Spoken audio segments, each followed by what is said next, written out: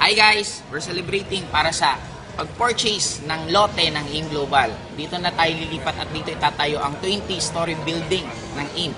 Take note, 2,000 square meters to. Kaya kung magdududa ka pa kung saan papunta ang AIM, hindi mo na kailangan kitang-kita mo. Kung kami nga noon, wala pang opisina, wala pang building na tinatayo, ngayon pa kaya. Kaya guys, ito nakasama ko yung mga Directors Club at gusto ko makita nyo silang lahat. Yan, si Upline Carlo, si Roy Cueto, si Hino, si Upline Roy, si John B, si Upline Mai, and syempre si Chan. At ang pinakamalupit dyan, meron syempre message ang mentor of all mentors. The lot purchased was just beside, sabihin ko na, SEC. Yun lang yun. Ganun ka-stable yung company. It's an icon avenue. It's a historical place. A revolution happened on that place. So, we got it. Syempre, ang mother ng Alive Foundation.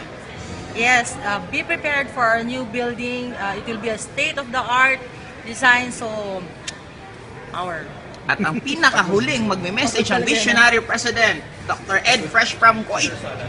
Watch out for the new home of the multimillionaires at Alliance in Motion Global.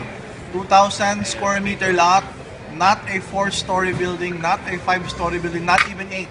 It's gonna be a 20-story building. So watch out for that. Cheers!